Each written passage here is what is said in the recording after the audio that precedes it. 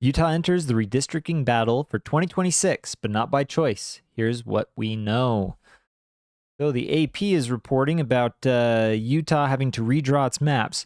Utah is being thrust into a national battle over redistricting because of the court order to redraw its congressional map for the 2026 midterm election, while President Donald Trump is pushing other Republican-led states to add winnable U.S. House seats for the GOP. So as I'm sure you're aware, Texas has decided to redraw its maps. People are calling gerrymandering.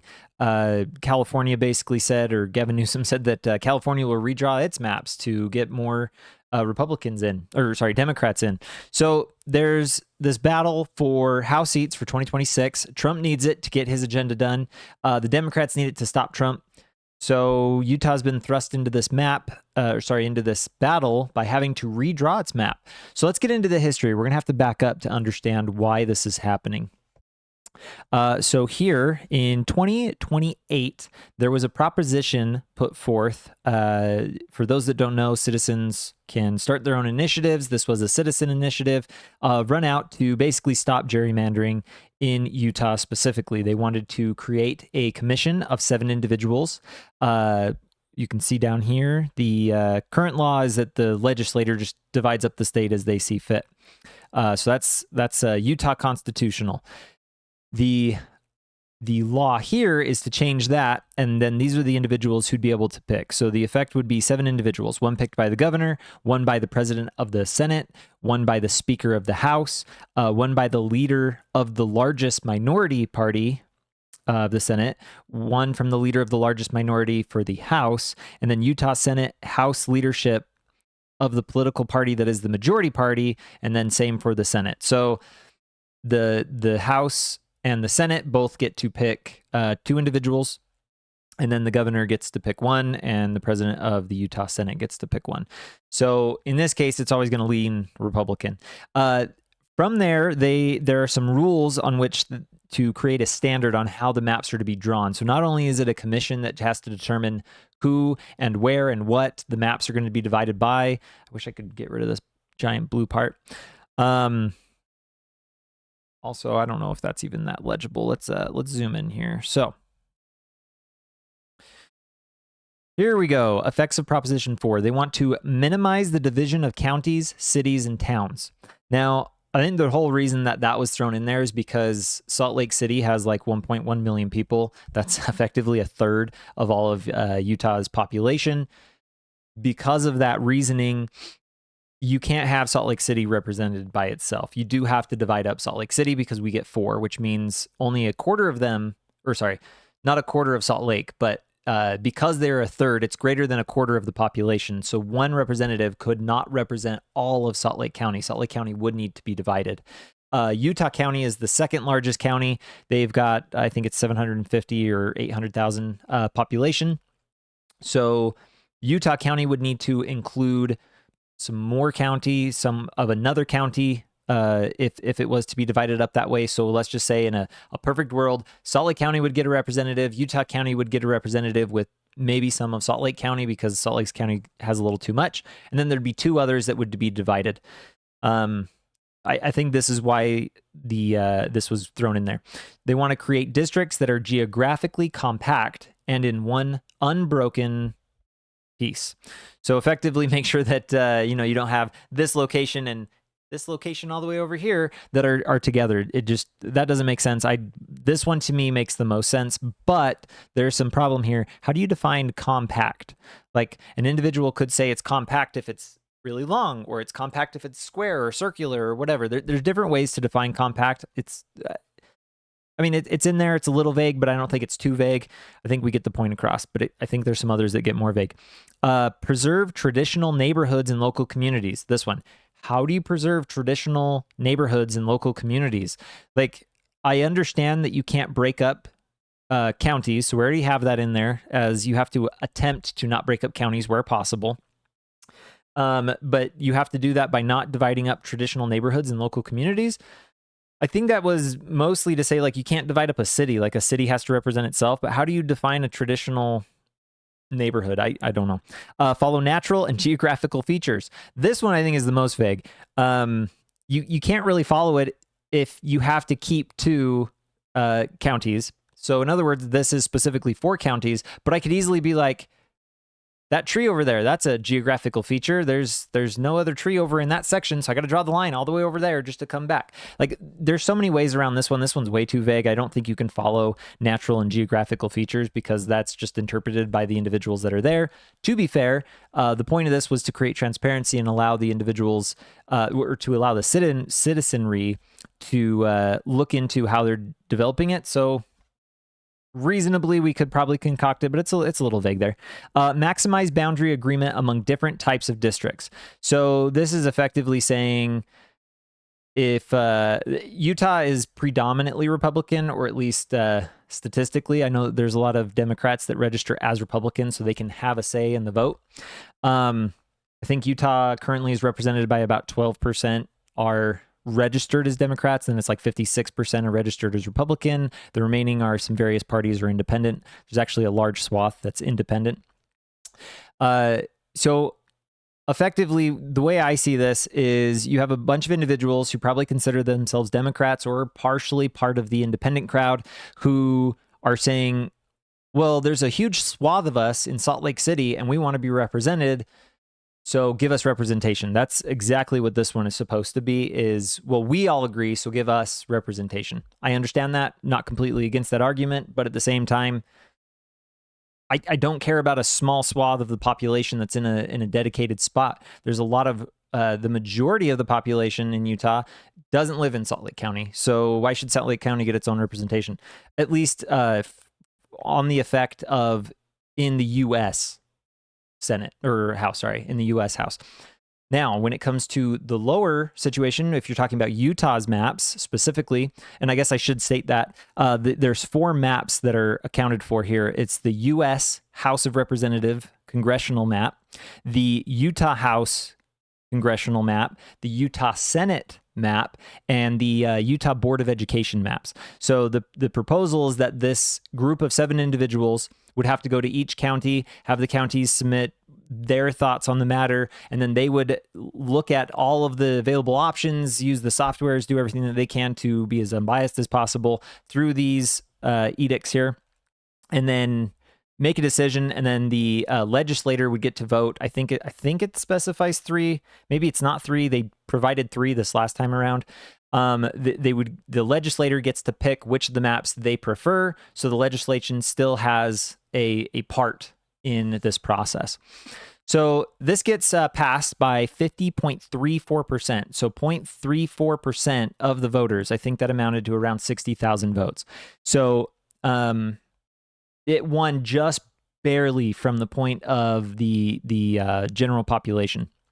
Just barely won the majority there. So this is in 2018 that this bill gets passed. It was citizen-led, citizen voted for. So then 2 years later, the census is coming, right? We're doing the census, and the Utah legislature decides, hey, let's pass bill SB 200, the redistricting amendment. So they basically decided, let's amend that Proposition 4 that happened. It looks like this is Curtis Bramble and Carol Moss decided to do this. What this is, let's scroll down to the part that really matters here. It's line 404, if I remember correctly, or 405 or something. No, 406. All right. The committee or the legislature may, but is not required to, vote on or adopt a map substituted to the committee or the legislature by the commission. So in other words, the U.S. citizenry says, we want a commission, and you have to vote on our commission's maps. And the legislator goes, no, we don't care. We'll take it under advisory note. We'll look at their maps, and then we'll determine how we see fit. So, of course, this is going to get questioned. So, effectively, later in 2021, November, right before, after we receive the census, Utah posts this map. So, let's scroll in here a little bit. Get rid of this.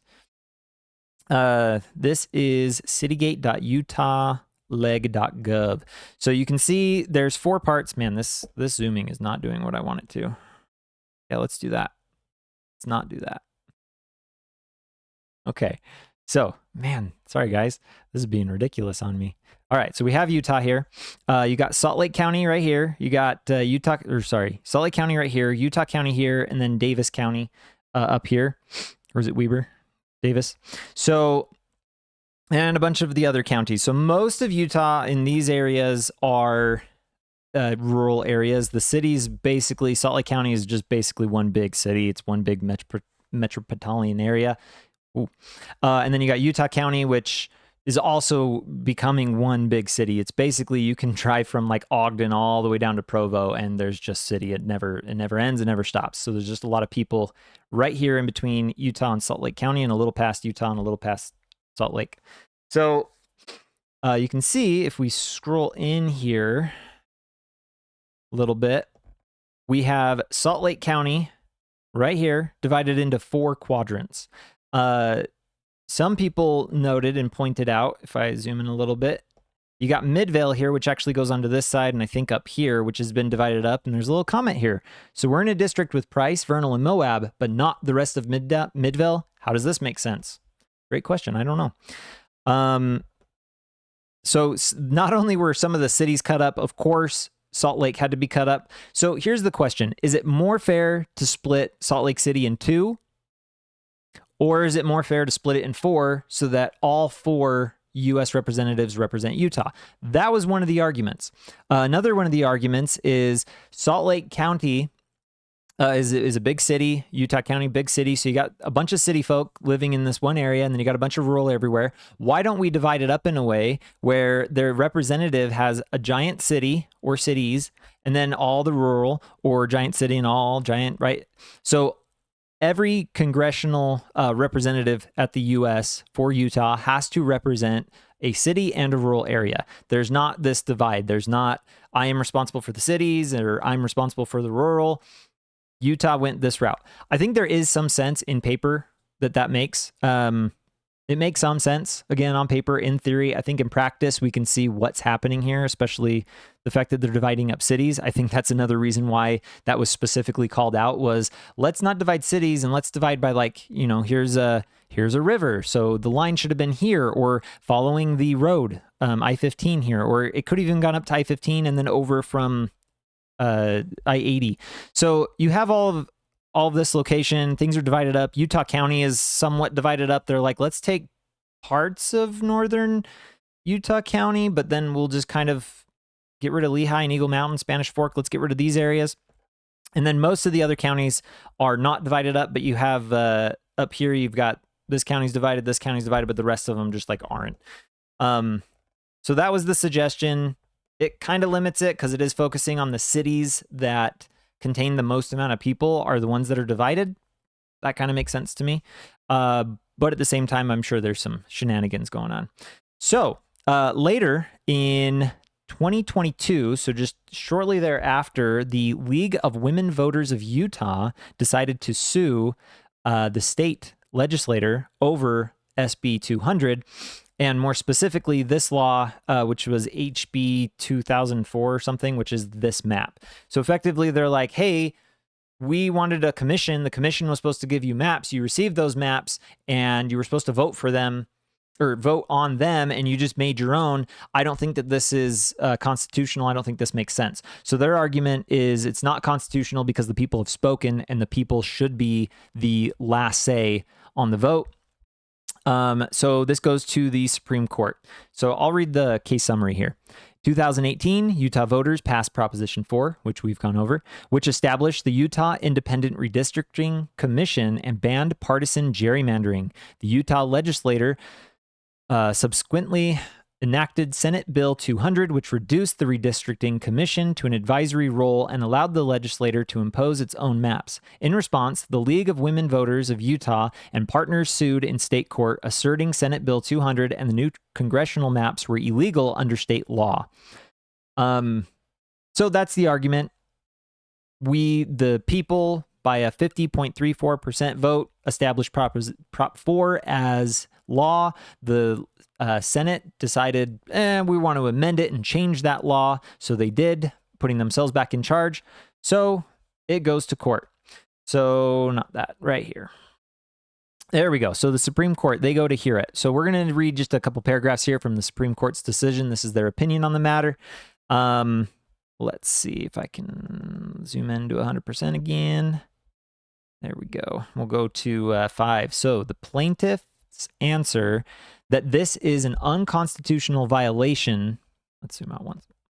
If the people's right to reform their government through a citizen initiative, and they allege that this happened when the legislature repealed and replaced an initiative called Better Boundaries, or Proposition 4, which the people passed during the 2018 election.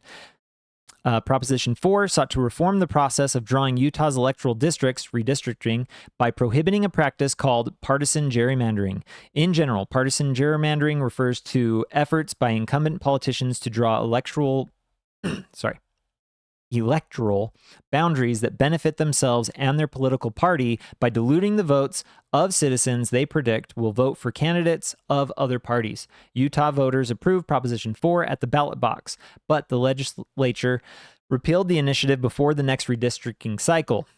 So, I don't need to finish reading that. So effectively, their argument is the people submit a law and the legislature says, well, the people's desires be damned. We're going to move forward and we're going to change the law. They did. The defendant, so the state legislature's defense, answers the question differently. They argue that the legislature's repeal and replacement of Proposition 4 did not offend the Constitution at all. They contend that because the legislature is authorized to amend or repeal any statute and a citizen initiative is a statute, the legislature is permitted to repeal initiatives without any constitutional limitation. Now, before I read the Supreme Court's end ruling here, I want to just kind of say, on its face, I lean towards the defendant's defense. It is constitutional.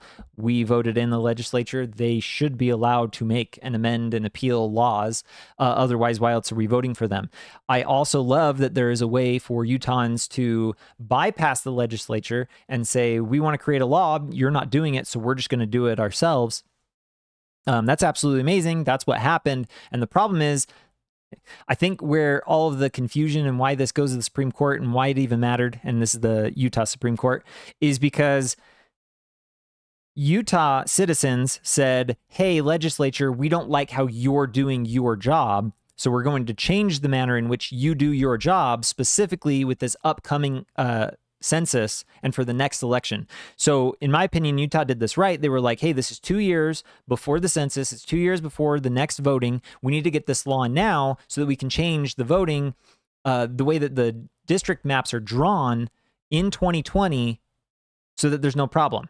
Then in 2020, the legislature passes this bill, which basically says, we don't care what you think. We're going to change it and we're just going to keep doing it our old way, but we'll leave you there as an advisor. Under normal circumstances, I'd probably say I would lean towards the defendant, but like even from my own perspective, I'm sitting here and I'm like, wait, the people, the citizens, and again, it was a slim majority, but it still was the majority, voted saying, we want this to happen on the next vote for sure for the next 10 years. And then the legislature came in and just bypassed that completely. So that to me is what the actual argument is. It's not that it's constitutional, non-constitutional, because it's obviously constitutional that our legislature can change the laws that are instituted, whether by the people or not by the people. So we'll read the court ruling here in number 8. Paragraph 8. The people's constitutional right to alter or reform their government is protected from government infringement. We could not hold otherwise, as the Declaration of Rights of the Utah Constitution states explicitly that all political power is inherent in the people, and all free governments are founded on their authority for their equal protection and benefit, and they have the right to alter or reform their government as the public welfare may require. Now, that's kind of the deal. The public did alter the law. We changed it. The citizens of Utah voted. They won by majority. The law was changed, and then the legislature just changed it back effectively. They basically repealed it, but they did it in a way that would give them a defense to be like, well, no, the commission still exists, but we don't have to obey it. So I think that's kind of the issue is I think that for the most part, the spirit of the law here was broken. The Supreme Court saw that, so they voted towards that. I think this makes sense, so I'm not completely against it. So because this was overturned, there were some other things going on, and that's where we get back to here. Utah now has to redistrict because Judge Gibson, I don't see her name here, but Judge Gibson, she basically said, hey, because SB 200 was overruled, that means the map that you guys drew originally has also been overruled. So the maps that were proposed, we'll scroll down. Let's see. Yeah, this is the first one. Or no, this is the one. Sorry. So you can kind of see here another just version of it. They also divvied up some cities and stuff. This is just kind of pointing that out. Let's see. I think it might be the last page, to be honest. Let's just scroll all the way down. Boom. There we go. These are the 3 maps that were independently asked to go into effect here. So let's zoom in a little bit. Because so this first map, you have the first one is the top half of Utah. The third representative would be the bottom half of Utah, and then it looks like Salt Lake County would effectively be divided in 2, as I kind of suggested, maybe 3 here, so a third each goes. Then you come over to this map suggestion. You got almost all of southern Utah, like even more of southern Utah was taken up here. It looks like Utah County was broken up. Salt Lake City is divided into 2 or possibly 3. And then this is the 4th one, which is effectively taking the same idea that our legislature came up with, but a little less broken up. So I don't know, there's less going on here in the middle of Salt Lake City. I'm not one to say which way is best. I honestly don't know. I've never looked into redistricting or how maps should do it. I'm sure that gerrymandering has obviously happened in every state. Also, I'll put it this way. The founders have talked about gerrymandering, not with those terms, but they knew that the way you would draw maps could benefit one side or the other. And they've had conversations about this. They could have put it into law to say that it has to be done fairly or done in a certain way. And to me, like, yeah, now to that point, the people have spoken. They said we want this switched, so it needs to be switched. And to be fair, it should have been done this way originally. SB 200 should not have passed, in my opinion. They should have redrawn the maps, and then later they could have instituted this law. But they were obviously trying to preempt the change before it actually changed. I think they could have done it after the fact, because to be honest, I think, especially right now, a lot of U.S. citizens might not actually vote for Prop 4. Maybe they would. I don't know.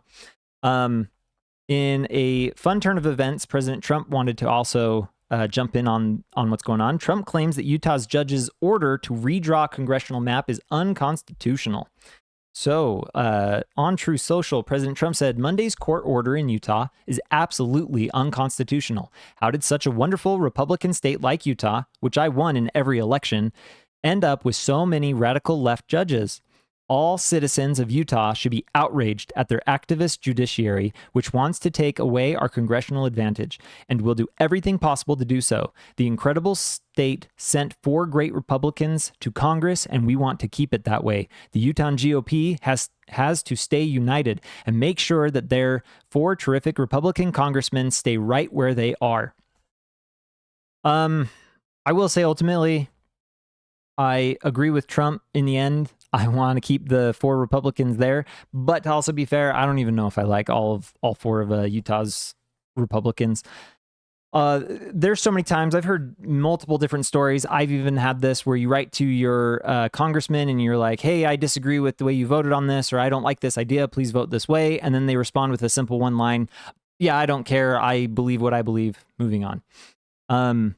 Like, at least engage with the conversation, at least talk. And I do feel that gerrymandering does actually cause this type of a situation where people, the representatives, don't care what you think because they know that they can get votes. And that's part of the issue, is there's too many people who vote based on just like name. I saw that name, they've been in power, they're a politician, I'll vote for that person. And personally, I'd rather see a lot more just new faces. I think we need to get rid of all the politicians who've been in politics for like 10 plus years. Just get rid of all of them and let's start over. I think we'd be in a much better place. I think we'd have a much better representation of the people. And it's funny to me because it's always said that like no one likes Congress or no one likes the Senate except for their representative. Now, I fall out of that. I don't like my representative. I won't go into who it is, but I don't like my representative. He annoys me. And that's kind of where I'm at, is so many people are like, I'm annoyed with Congress, but I like mine. Well, that's part of the problem. Yours is doing what everyone else's is doing. There's so much grandstanding. They share their thoughts based on what they think they want us to hear because they need to get voted in again. So they don't vote based on the moral character that they should have. They vote based on what's going to get them to the next election. This is one reason I actually do support term limits. I think term limits would be a huge deal for the U.S. Congress specifically. The Senate, I'm a little more on the fence. If we repealed the 17th, I would definitely be on the fence, because as the government changes, then the people wouldn't be voting for the Senate. I think we definitely need to return to that. But for the House of Representatives, I think 2 terms is enough. They did it to the president. They should have done it to themselves. So I'll leave it there. If you disagree with anything I said, go ahead and leave a comment. Let me know what you think. Go ahead and like this video. Subscribe if you want some more of this. And I hope you have a great day. Oh, also, I forgot, you can follow me on X at Reese J. Crockett. I try to just find things happening in Utah and just respond or post about them, or repost about them, I guess I should say. Just looking to make a change. I want to see Utahns more aware of what's going on in the government, trying to do that, and how we can hopefully make a change, and actually hoping that people will step up and pay attention to who they're voting for instead of just voting for a name because they've seen it before. Again, I could be wrong. Leave it in the comments. I hope you have a great rest of your day.